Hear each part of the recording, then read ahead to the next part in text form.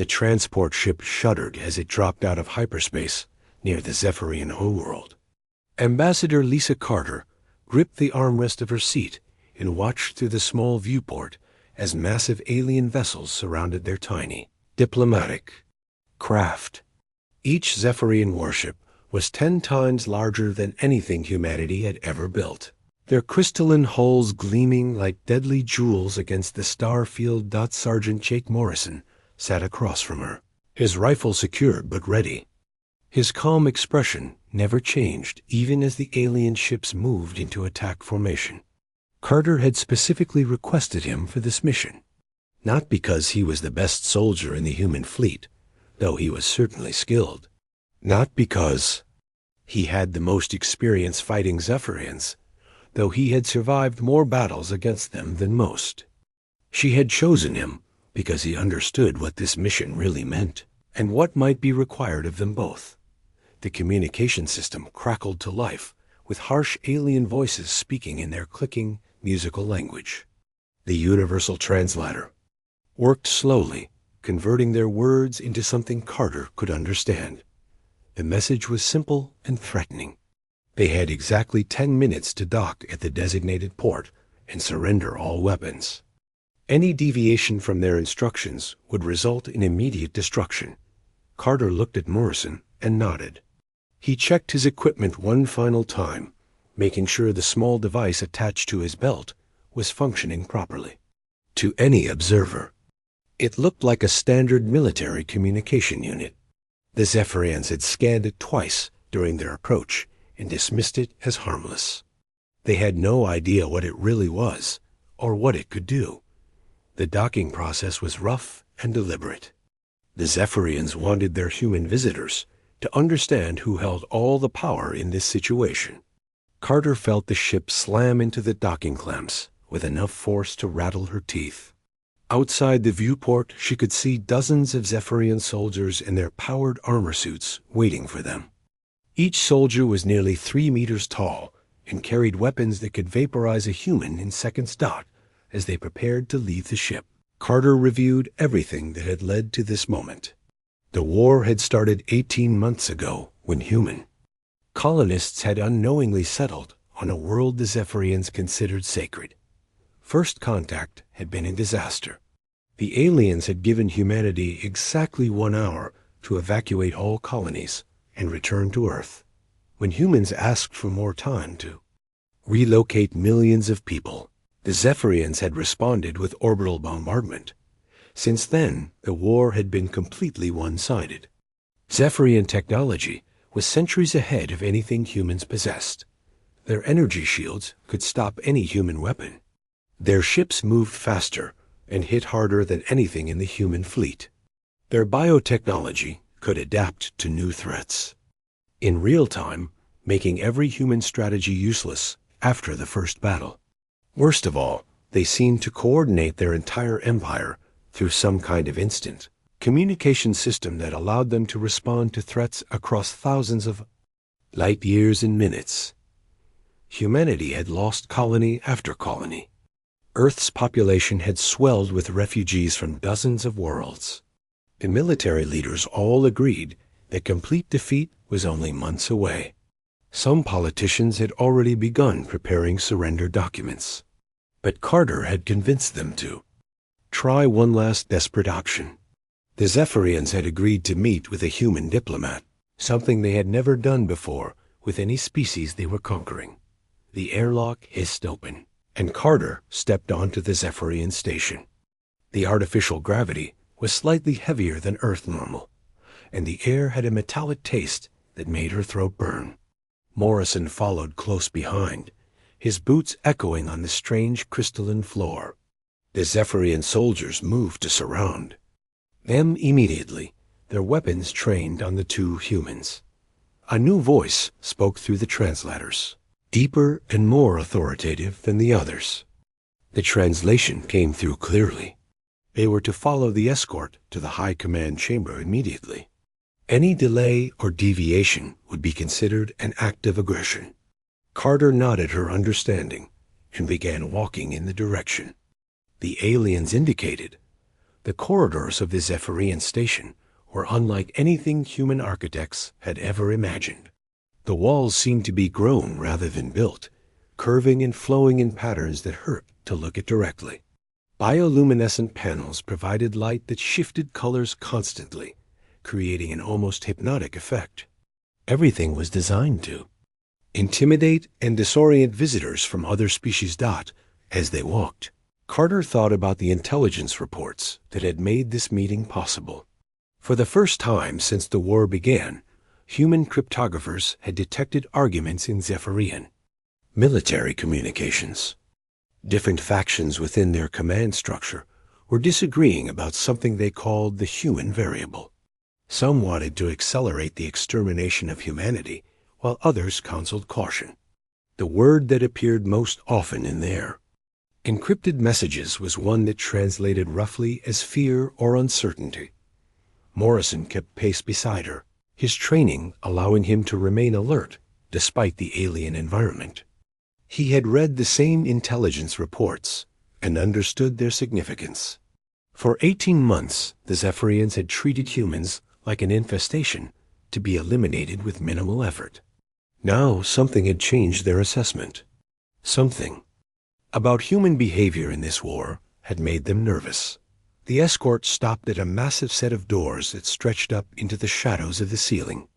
The crystalline surface was covered with symbols that seemed to move and shift when observed. Directly, one of the Zephyrian soldiers stepped forward and spoke into a communication device. After a moment, the doors began to open with a sound like singing glass. Carter took a deep breath of the metallic air and checked her diplomatic credentials one final time. Behind her, Morrison made a subtle adjustment to the device on his belt, activating systems that the Zephyrians still had not detected. In exactly 3 minutes and 14 seconds, if everything went according to plan, this war would be over. Not because humanity would surrender, and not because they would achieve some impossible military victory. The war would end because Carter and Morrison were about to demonstrate something that the Zephyrian Empire had never encountered in 10,000 years of conquest. They were about to show these aliens what it meant to be human, what it meant to fight not for victory, but for something far more important, what it meant to choose principles over survival and hope over despair. The massive doors finished opening, and Carter stepped forward into the chamber, where the fate of humanity would be decided. Morrison followed exactly 3 steps behind, his hand resting casually near the device that would change everything. Neither of them looked back at the transport ship that had brought them here, or the human fleet waiting desperately for news light years away. They had come to end a war, and they had exactly 3 minutes to do it. The high command chamber was enormous beyond anything Carter had imagined. The ceiling disappeared into darkness high above, while the walls curved outward in a perfect circle that seemed to stretch on forever. The floor beneath her feet was made of the same crystalline material as the corridors, but here it pulsed with patterns of light that moved in rhythm like a heartbeat. The air was thick and humid and tasted of metal and ozone. 12 towering figures stood arranged in a semicircle. Before them, each Zephyrian was nearly 4 meters tall, with crystalline exoskeletons that reflected the chamber's shifting lights. Their bodies were humanoid, but wrong in ways that made Carter's mind struggle to process what she was seeing. 4 arms ended in hands with too many fingers. Their heads were elongated and featured multiple eyes that moved independently of each other. Most disturbing were the organic cables that emerged from the base of their skulls and connected them to the living. Walls of the chamber docked at the center of the semicircle sat the largest Zephyrian of all. His exoskeleton was darker than the others and covered with intricate patterns that seemed to tell some kind of story. 4 massive arms gestured constantly as he spoke, each movement precise and threatening. This had to be High Commander Zokth, the being who controlled the entire Zephyrian war effort against humanity. Carter forced herself to walk forward until she stood in the center of the semicircle. Morrison took his position exactly 3 meters behind her, his rifle held at ready position, but not aimed at any specific target. The Zephyrians watched both humans with intense interest, their multiple eyes tracking every movement and gesture. Hi. Commander Zakth leaned forward in his massive chair and began to speak. His voice was unlike anything Carter had ever heard. It contained multiple tones at once, creating harmonics that seemed to vibrate through her bones. The universal translator worked frantically to convert his words into something she could understand. The translation came through clearly, but with an electronic quality that made it sound artificial and cold. The High Commander was explaining that humans had been brought here to witness the final judgment of their species. The Zephyrian Empire had studied humanity for 18 months and had reached a decision about their fate. All human colonies would be destroyed, and Earth itself would be sterilized. The human species would join the archives along with 23 other civilizations that had been eliminated for the greater good of the galaxy. Carter listened to this pronouncement without showing any emotion on her face. She had expected this kind of opening statement. The Zephyrians always began negotiations by establishing their absolute superiority and the hopelessness of their opponent's situation. Every intelligence report had confirmed this was their standard approach to diplomacy. When the High Commander finished speaking, the chamber fell silent, except for the constant humming of alien technology. The other Zephyrians remained motionless, waiting for their leader's next words. Their bioluminescent patterns had shifted to a deep red color that Carter's briefings had identified as indicating aggressive intent. High Commander Zakth gestured with his primary arms and spoke again. The translator converted his words with the same mechanical precision. He was asking why the humans had requested this meeting when their fate had already been decided. What could such a primitive species possibly offer to the Zephyrian Empire that would be worth considering? Did they truly believe that words could change the reality of their military inferiority? Carter stepped forward and cleared her throat. When she spoke, her voice carried clearly through the vast chamber, despite the alien acoustics that seemed designed to swallow human speech. She thanked the High Commander for agreeing to meet with her and acknowledged that humanity was indeed outmatched in every conventional measure of military power. She explained that she had not come here to beg for mercy or to offer the surrender of her species.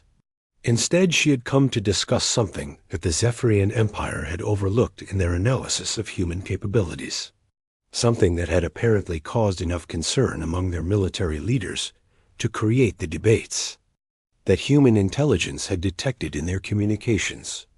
The High Commander's 4 eyes focused intently on Carter as she spoke. His bioluminescent patterns shifted from aggressive red to a more neutral blue-green that indicated curiosity. He gestured for her to continue, and the other Zephyrians leaned forward slightly to hear what she would say next. Carter explained that she understood the Zephyrian Empire had conquered hundreds of star systems and eliminated dozens of spacefaring civilizations over the past 10,000 years. Their military doctrine was flawless, and their technology was superior to anything their enemies had ever possessed. Every species they had encountered had eventually fallen to their overwhelming superiority, but humanity was different in ways that their analysis had failed to account for. The very fact that this meeting was taking place proved that something about human behavior had surprised them. Otherwise, they would have simply completed the extermination without bothering to speak with diplomatic representatives. High Commander Zakth interrupted her with a gesture of his secondary arms. When he spoke, the translator carried a note of impatience in his artificial voice. He demanded that she explain exactly what made humans different from the 23 other species that had already been archived. What possible factor could she point to that would change the inevitable outcome of this war? Carter smiled for the first time since entering the chamber. This was the opening she had been waiting for. She gestured toward Morrison, who remained standing at attention behind. Her? She explained that the sergeant represented something that Zephyrian military analysts had dismissed as statistically irrelevant. His presence here was not ceremonial or symbolic. He was here to demonstrate the factor that made humanity unique among all the species Empire had encountered. Morrison stepped forward and spoke in a clear, steady voice that carried well in. The alien atmosphere. He identified himself by rank and unit and explained that he was carrying equipment that the Zephyrians had scanned and cleared as harmless. But he wanted to correct their assessment of his capabilities and his mission parameters. The chamber's atmosphere grew tense as Morrison continued speaking. The Zephyrians' bioluminescent patterns began shifting rapidly between different colors, indicating confusion and growing alarm. High Commander Zakth demanded to know what the human soldier was talking about and what equipment he was referring to. Morrison's hand moved slowly toward the device on his belt, the small unit that the Zephyrians had identified as a standard military communicator. His finger hovered over the activation switch as he looked directly at the High Commander.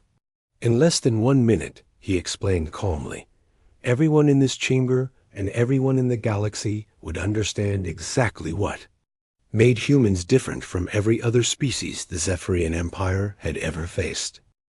Carter watched as the Zephyrians shifted uncomfortably in their positions around the chamber. Their bioluminescent patterns were cycling through colors she had never seen in the intelligence briefings.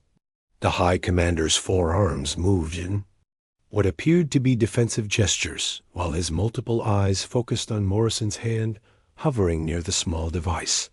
She knew this was the moment that would determine everything. The careful planning, the desperate journey through enemy space, the risk of bringing Morrison into the heart of the Zephyrian Empire. It all came down to the next few words she would speak. Carter took a deep breath of the metallic air and stepped closer to the High Commander's massive form. High Commander Zakth demanded to know what the human soldier was threatening them with. His voice carried harmonics of anger and concern that the universal translator struggled to convert properly. The other Zephyrians began moving their own hands toward weapons that had been concealed within their ceremonial robes. The chambers. Atmosphere grew thick with tension as both sides prepared for whatever was about to happen. Carter raised her hand in a gesture she hoped the aliens would recognize as peaceful. She explained that Sergeant Morrison was not threatening anyone in this chamber. Instead, he was about to demonstrate the fundamental difference between humans and every other species the Zephyrian Empire had conquered over the past 10,000 years. She began by acknowledging everything the Zephyrians had said about human military inferiority. Their ships were faster, their weapons more powerful, their technology centuries more advanced. Human tactical doctrine was primitive compared to Zephyrian military science. In every measurable category of warfare, humanity was completely outmatched. But the Zephyrians had made a critical error in their analysis of human behavior during this war. They had assumed that military superiority would determine the outcome, just as it had with every other species they had fought. They had studied human weapons and ships and battle tactics. They had correctly calculated that humans could not win a conventional war against the Empire. High Commander Zakth interrupted her with an impatient gesture. His translator converted his words with mechanical precision. He demanded to know what possible factor she could identify that would change these basic realities. How could any characteristic of human behavior overcome such overwhelming technological disadvantage? Carter smiled and gestured toward Morrison, who remained standing perfectly still with his hand near the device. She explained that the Zephyrians had studied everything about how humans fought wars except the most important thing. They had analyzed human military capabilities, but they had never asked themselves why humans continued fighting when victory was impossible. Every other species the Empire had conquered had fought to preserve something. Their territory, their resources, their way of life, their political systems. When faced with overwhelming Zephyrian superiority, those species had eventually calculated that the cost of continued resistance was higher than the cost of surrender. They had made rational decisions based on military realities, but humans calculated the cost of war differently than any other species in the galaxy. Carter explained that humanity did not fight wars to win them in the traditional sense. Humans fought wars to survive them, and survival meant something very different to her species than it did to others. Morrison finally spoke, his voice calm and steady despite the alien atmosphere and the weapons pointed in their direction. He explained that he was not in this chamber as Ambassador Carter's bodyguard or as a ceremonial escort. He was here as a demonstration of how humans approached impossible situations. The device on his belt was indeed a communicator, as the Zephyrians had determined when they scanned it. But it was not a standard military unit designed for battlefield coordination. It was a quantum transmission device capable of sending signals across thousands of light years instantaneously. The same technology the Zephyrians used for their own empire-wide communication network. High Commander Zakth leaned forward in his massive chair, all four of his arms now moving in agitated patterns. He demanded to know how humans had acquired Zephyrian quantum communication technology. No other species had ever been able to reverse engineer or duplicate their most advanced systems. Carter explained that humans had not stolen or copied Zephyrian technology. They had developed their own version through a completely different approach to the same scientific principles. While the Zephyrians had perfected quantum communication through biotechnology and organic computing systems, humans had achieved the same result using mechanical engineering and digital processing. This revelation sent shockwaves through the chamber. The Zephyrians began speaking to each other in rapid bursts of their clicking musical language. Their bioluminescent patterns flashed through sequences that indicated extreme agitation and disbelief. The universal translator could not keep up with their overlapping conversations. Morrison continued his explanation while the aliens argued among themselves. He told them that the device had been transmitting everything that happened in this chamber since the moment they had entered.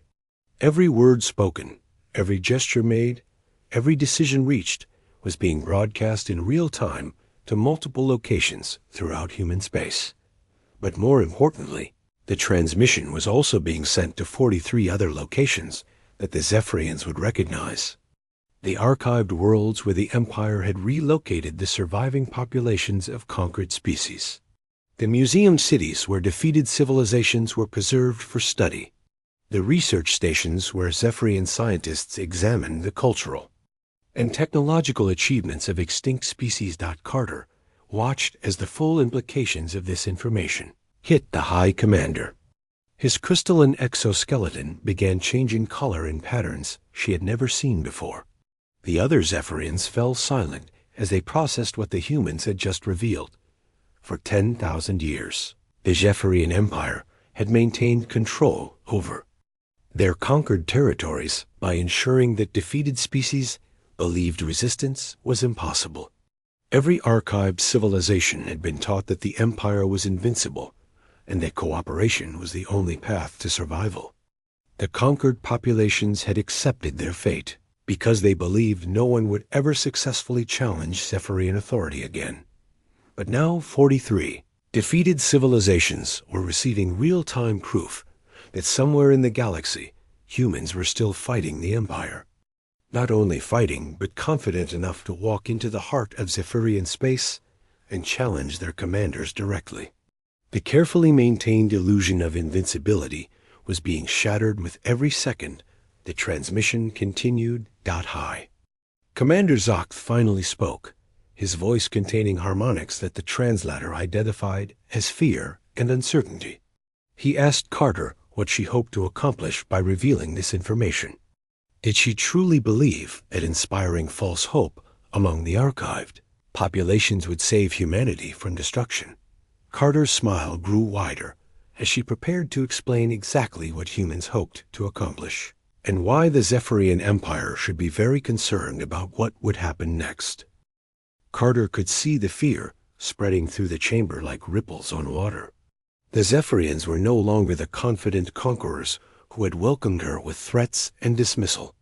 Their bioluminescent patterns flickered erratically as they tried to process the implications of what Morrison had revealed. High Commander Zoth was making rapid gestures with all 4 arms while speaking in urgent tones to his subordinates. Morrison kept his hand steady on the quantum transmitter, his finger ready to activate additional functions that the Zephyrians still did not understand. He explained that the device was not just broadcasting their conversation to the archived worlds. It was also transmitting detailed technical specifications of Zephyrian military equipment, station layouts, and defensive systems that he and Carter had observed during their journey to this chamber. The information was being received by human resistance cells throughout occupied space and by the leadership of every conquered civilization that still maintained secret communication networks.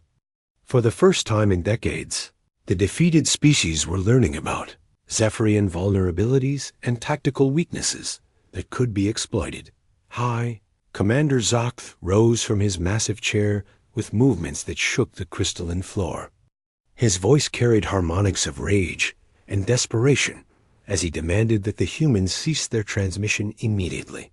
He threatened to execute both of them and destroy every human world in retaliation for this betrayal of diplomatic protocol.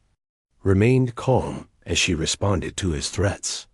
She explained that killing her and Morrison would accomplish nothing except proving to 43 civilizations that the Zephyrian Empire was afraid of 2 unarmed humans. The transmission would continue whether they lived or died, because the quantum device was operating on automated protocols that could not be stopped from this location. She gestured toward Morrison and asked him to explain what would happen if the Zephyrians chose to end this meeting with violence. The sergeant stepped forward and spoke in the same steady voice he had maintained throughout their encounter. He told the High Commander that the quantum transmitter had multiple operational modes designed for different scenarios. If the device detected that its operators had been killed or captured, it would automatically switch to what human military doctrine called Scorched Earth Protocol. Instead of simply broadcasting their conversation, it would begin transmitting every piece of classified human intelligence about Zephyrian military operations that had been gathered over 18 months of warfare. Morrison explained that human cryptographers had been working constantly to decode Zephyrian military communications. They had broken several encryption systems and had detailed information about troop movements, supply lines, and strategic weaknesses throughout the Empire. This intelligence had been loaded into the quantum transmitter before their mission began. Archived civilizations would receive not just inspiration to resist, but actual tactical information they could use to strike back at their oppressors. 43 defeated species would suddenly possess the knowledge they needed to coordinate uprisings across thousands of star systems simultaneously. High Commander Zoth slumped back into his chair as the full scope of the human strategy became clear to him. The other Zephyrians had stopped their agitated conversations and were staring at Carter and Morrison with expressions that needed no translation. For the first time in their species' history, they were facing an enemy that could not be defeated through superior firepower alone. Carter continued her explanation of why the Zephyrian Empire should be concerned about what humans called the demonstration effect. Every conquered civilization had been taught that resistance was futile because the Empire had never faced a successful challenge to its authority. But now those same civilizations were watching 2 humans walk into the heart of Zephyrian space and threaten the stability of the entire imperial system. The psychological impact of this demonstration would spread far beyond the 43 archived worlds. Every species currently under Zephyrian control would learn that the Empire could be challenged and that its leaders could be made to feel fear. The carefully constructed myth of invincibility that held the Empire together would begin to crumble. Morrison added that the quantum transmitter was also broadcasting to locations that the Zephyrians did not know existed. Human intelligence had discovered that several supposedly extinct civilizations had actually survived in hidden enclaves throughout the galaxy. These secret populations had been waiting for decades for any sign that resistance against the Empire was possible. The transmission was giving them that sign along with detailed information about how to contact each other and coordinate their activities. For the first time since the Zephyrian expansion began, the scattered remnants of dozens of civilizations would be able to work together against their common enemy. High Commander Zakth demanded to know what the humans wanted in exchange for ending their transmission. His voice had lost much of its earlier authority and now carried tones that the translator identified as desperate bargaining. He asked if they had come here to negotiate terms for human surrender or to make demands for territorial concessions. Carter shook her head and explained that they had not come to surrender or to negotiate for better terms of defeat. They had come to offer the Zephyrian Empire something much more valuable than military victory over humanity.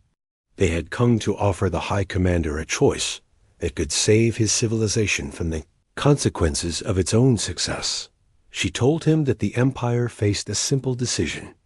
They could continue their war against humanity and face the inevitable uprising of 43 conquered civilizations supported by detailed intelligence about Zephyrian weaknesses. They could watch their carefully maintained control collapse as inspired resistance movements spread across thousands of worlds. Or they could choose to end the war with humanity through negotiated peace and maintain the stability that their empire depended on. They could demonstrate wisdom and restraint that would actually strengthen their authority by showing that the Empire was confident enough to make peace with a worthy opponent. Morrison checked the chronometer on his quantum transmitter and announced that they had been broadcasting for exactly 2 minutes and 53 seconds. In approximately 21 seconds, he explained, the transmission would automatically switch to its next operational phase and begin sending the classified intelligence data whether the High Commander made a decision or not. The chamber fell, completely silent except for the humming of alien technology and the barely audible sound of Carter's breathing in the metallic atmosphere.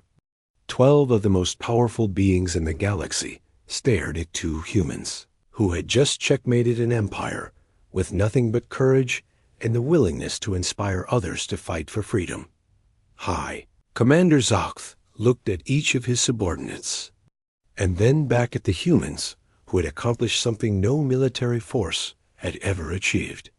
They had made the Zephyrian Empire afraid of its own conquered territories and uncertain about its ability to maintain control through force alone. The countdown continued as everyone in the chamber waited to see whether 10,000 years of imperial expansion would end with negotiation or with the largest rebellion in galactic history. High Commander Zakth stood motionless as Morrison's countdown reached 15 seconds. The massive alien's crystalline exoskeleton had shifted to colors that Carter had never seen in any intelligence briefing.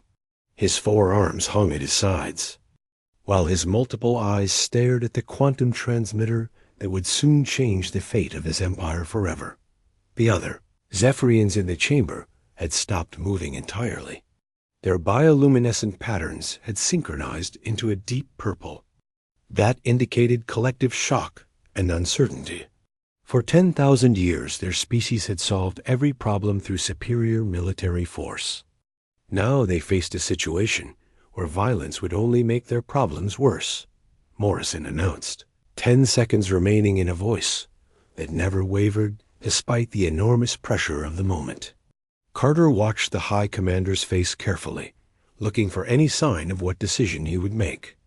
The translator hummed quietly as it waited for words that would determine whether the galaxy would see peace or the largest rebellion in recorded history. At 5 seconds, High Commander Zakth finally moved.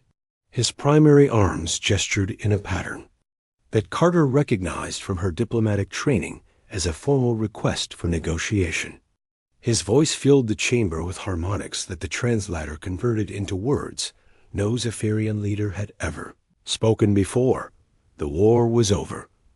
Morrison's finger moved away from the transmitter as the High Commander continued speaking.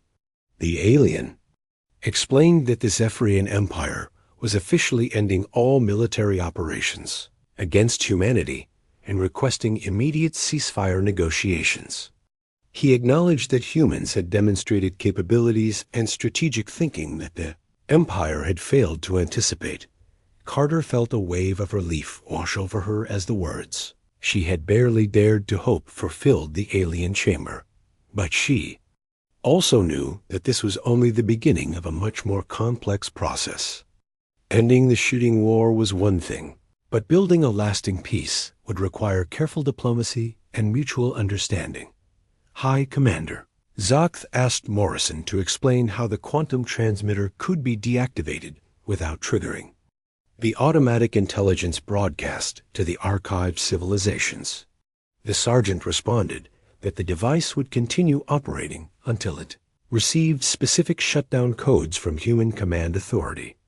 Those codes could only be transmitted after a formal ceasefire agreement had been signed by both sides. The High Commander nodded his understanding and gestured for his subordinates to begin preparing ceasefire documents immediately.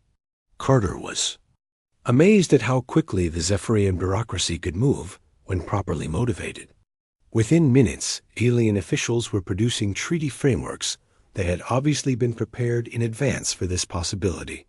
While the formal paperwork was being prepared, High Commander Zoth asked Carter to explain exactly why humans had chosen this particular strategy for ending the war.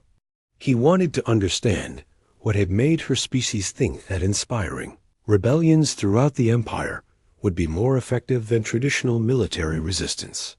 Carter explained that humans had studied every previous Zephyrian conquest and had noticed a pattern that the Empire itself had apparently overlooked. Every defeated civilization had eventually accepted their fate because they believed resistance was impossible. The Empire's greatest strength was not its military technology, but its ability to convince conquered populations that fighting back was useless. But this psychological control system had a critical weakness. If the defeated civilizations ever learned that successful resistance was possible, the entire imperial structure would become unstable. The Zephyrians had built their empire on the foundation of hopelessness, and humans had found a way to replace that hopelessness with hope. Morrison added that human military strategists had calculated that a direct rebellion by humanity alone would fail even if they achieved some initial victories. But a coordinated uprising by 43 civilizations simultaneously would overwhelm even Zephyrian military capabilities. The Empire simply did not have enough ships and soldiers to suppress that many rebellions at once. High Commander Zoth admitted that their analysis was correct. The Zephyrian military had run similar calculations after detecting the unusual activity in their archived territories. The quantum transmission had already inspired increased resistance activity on dozens of worlds. If that trend continued, the Empire would face an impossible choice between endless warfare and the collapse of their entire political system. The ceasefire documents were completed with remarkable speed and efficiency. Carter reviewed the terms carefully and found them more generous than anything human negotiators had dared to hope for. The agreement established human territorial sovereignty over all currently occupied colonies, provided for the withdrawal of Zephyrian forces from human space, and created a framework for ongoing diplomatic relations between the two species. Most importantly, the treaty included provisions for the gradual increase of autonomy for the archived civilizations.